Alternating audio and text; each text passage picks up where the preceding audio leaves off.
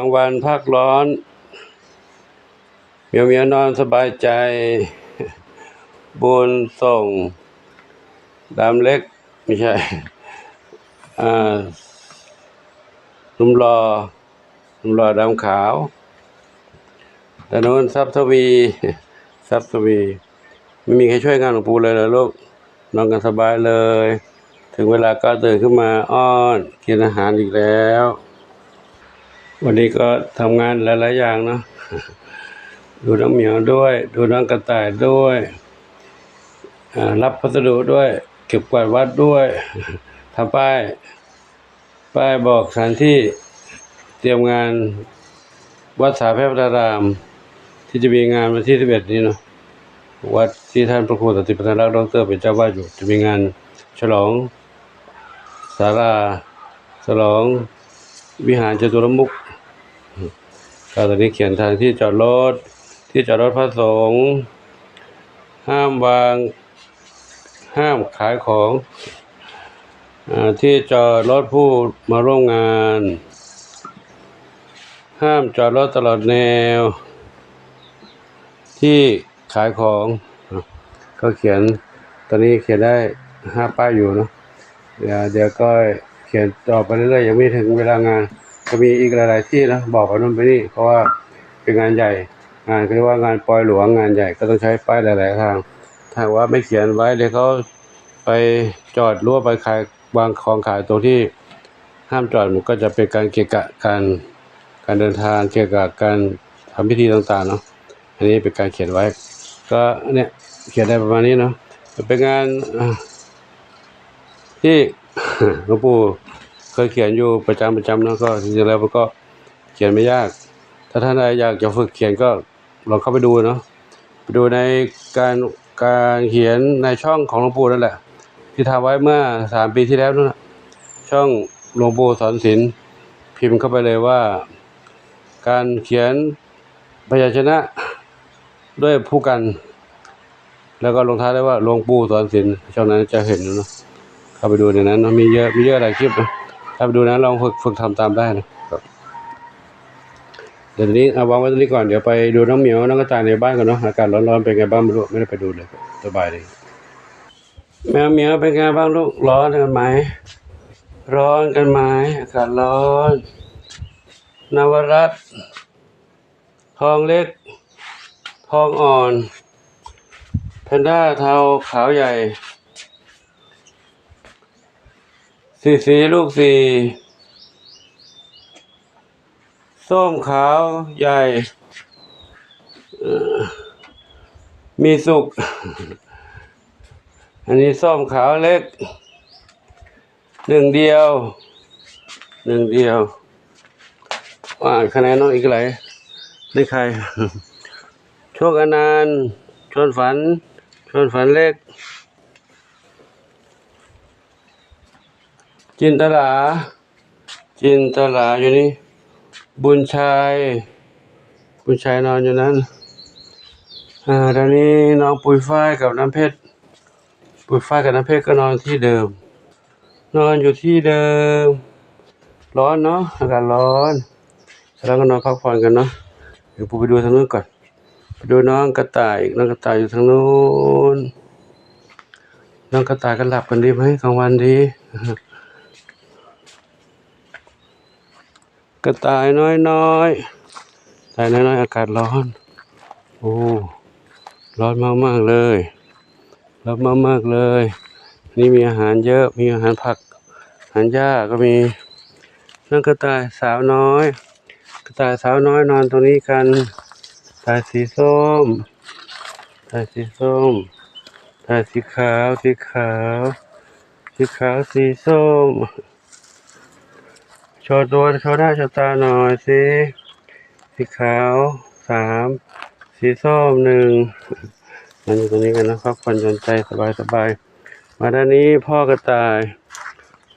ยนอนอยู่ข้างซอกนั้นข้างกล่องนั้นนอนอยู่ข้างกล่องนะเนาะกล่องไม่เข้ากล่องนะถ้าไม่เข้าไปได้ผมจะเอาออกแล้วเขาไม่เข้ากล่องคือว่าในกล่องมันร้อนไม่รู้เนาะถ้าออกมาคงจะดีเดี๋ยวรอตอนเย็นก่อนตอนเย็นจะออกนะตอนนี้ออกไม่ไหวร้อน ร้อนมากๆเลยไปเดี๋ยวไปดูทางโน้นอีกดูทางโน้นอีกร่มปักกล้วยไม่มีใครอยู่เลยร้อนเลยลูกบ้านในปักกล้วยไม่มีใครนอนเลยนอนอยู่ใต้นู้นหมดเลยใต้ละร้านใต้ร้านค้าไม่ใช่ร้านค้าร้านนั่งร้านนอนหลวงปู่นี่นอนตรงนี้เป็นกองเป็นกลุ่มเลยนอนตรงนี้เป็นกองเป็นกลุ่มเลยมีใครบ้างนี่เท้าเล็กน้องสีหน้าส้มอันนี้เยอะแยะเลยเนี่ยโอ้นอนกันตรงนี้เย็นใช่ไหมลูกนอนตรงนี้เย็นดีน้องสามสีนวลน้องโชคชื่ออะไรนะน้องมนชัยน้องสุพรรณษาดำหางกวักดำสนิทน้องไม่ดำหนวดนี่น้องอะไรนี่บุญสมอยู่นี่นี่กระต่ายน้อยนอนในอุโมงค์ลูกกระต่ายน้อยไม่ร้อนเหรอนอนในใต้นั้นอุ่นใช่ไหมเย็นใช่ไหมลูกนอนอยู่ในใต้ในช่องในอุโมงค์ที่แม่ขุดไว้ให้นอนนั่นนอนตรงนั้นนะไม่เป็นไรนอนก่อนนะตอนเย็นจะออกมาแม่กับตาเก่งจังเลยหาที่นอนให้ลูกได้แอบเงียบเลยไม่เห็นเลยนะแม่กับตาอยู่นี่หนึ่งแม่กับตาอยู่นู่นอีกหนึ่งแล้วเดี๋ยวไปดูน้องสมาชิกใหม่ก่อนสมาชิกใหม่เป็นไงบ้างลูกนอนตรงนั้นเนาะอันนี้ให้น้องเหมียวดูตรงนี้นอนตรงนี้กันละไปดูทางโน้นอีกสมาชิกใหม่นอนอยู่ทั้งเป็นยังไงบ้างตอนนี้สบายใจแล้วเนาะมีอาหารกินมีน้ำกินร้อนเหรอลูกร้อนเหรอแล้วทุกวันนอนยังไงไม่ร้อนทนอยู่ไงไม่ร้อนปากแงบอากาศร้อนด้วยเนาะชื่ออะไรลูกชื่อบัวขาวนะน้องบัวขาวอยู่นี่ไหนลูกหันหน้ามาดูหน่อยดิหันหน้ามาดูหน่อยจ้องมองเพื่อนขู่เพื่อนอันไหนดูหน่อยลูกบัวขาวนี่หันหน้ามาดูหน่อยจะบัวขาวนอนสบายใจด้วยนะบัวขาวนี่ด้านนี้บุญนำตรงนี้ลูกดูที่เป็นไงปากละคู่หลวงปู่เหรอไม่คู่นะไม่คู่หลวงปู่เนาะ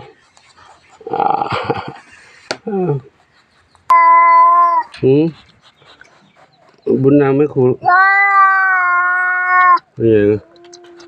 ไรไม่เอาไม่เอา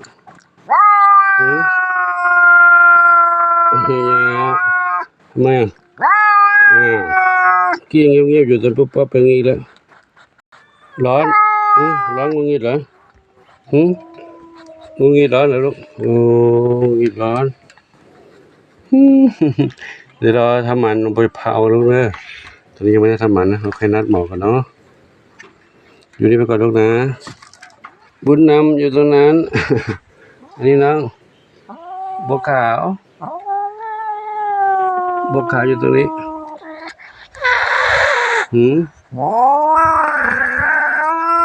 นอนมาเกี้ยงเงียบอยู่ตอนนี้เริ่มคุยอยู่นอน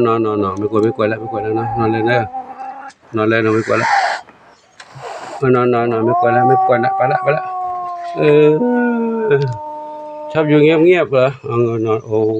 นอนเลยปู่ไม่กลัวแล้วไปแล้วนะนอนดีๆในลูกเด้อพักผ่อนสบายๆเลยมาด้านนี้ใครอยู่ตรงนี้อีกกลุ่มหนึ่งอยู่กันเยอะแยะเลยไม่ได้เรียกชื่อแล้ว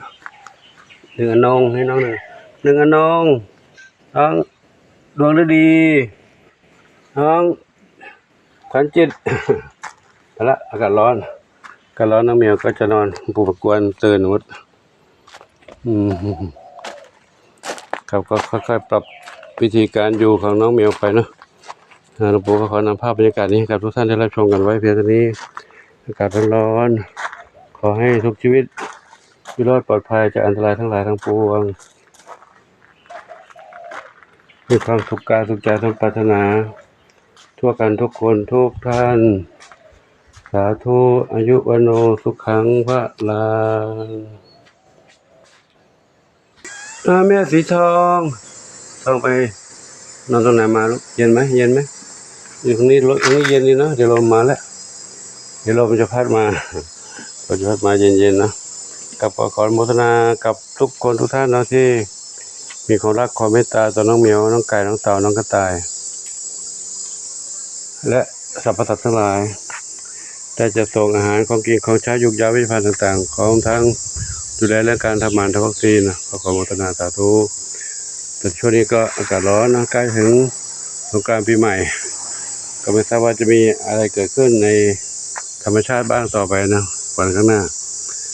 มีพายุมีลมมีแล้งมีฝนตกอะไรบ้างก็ขอให้ทุกอย่างผ่านไปได้ดีนะครับสำหรับท่านใดที่จะร่วมซื้อดินบริจาคถมพื้นที่ภายในวัดนะคือมีอีกหลายจุดที่เป็นที่ต่ำเนื่องจากตอนนี้ดินที่บริเวณใกล้ๆที่เขาขุดขายเนื่องจากเขาต้องการทำสระแล้วก็ซื้อบริเวณนี้ใกล้ๆเนี้ยมาถมตัวนี้ราคาก็จะถูกแล้วก็เขาก็ดูแลเรื่องการปรับเกลี่ยให้และเขาก็เป็นคนชุมชนในหมู่บ้านที่หลวงปู่บิณฑบาตเนี่ยแล้วก็เป็นชาวกระทรวงชาวเกษตรอยู่ใกล้ๆนี้นะก็ได้ยินตรงนี้ถมตรงนี้ก็โอเคอยู่ไม่ต้องไปซื้อไกลถ้าซื้อไกลก็จะได้แพงกว่านี้แล้วก็ต้องใช้เงินสดต่างๆไปซื้ออันนี้ก็เอามาก่อนได้นะแล้วมีแล้วก็ค่อยทยอยจ่ายไปนะสำหรับท่านใดที่จะร่วมทำบุญขนดินขนทรายเข้าวัดช่วงสงกรานต์ปีใหม่ไทยก็ส่งขนก่อนได้เนื่องจากตอนนี้ก็เข้าสู่เทศกาลปีใหม่ไทยแล้วนะสงกรานต์ปีใหม่ก็เชิญได้นะตามกำลังศรัทธานะเมื่อสมบูรณ์ได้ตามกำลังศรัทธาแจ้งความจำนงมาได้ที่หลวงปู่0654898652หรือว่าแอดไลน์มาก็ได้นะไลน์ก็เบอร์ดีเหมือนกันเบอร์0654898652เหมือนกันนะขออนุโมทนาสาธุบุญใดๆที่ทุกท่านปรารถนาขอจงสำเร็จสมปรารถนาทุกประการเทินสาธุอายุวโนสุขังพลังเจ้า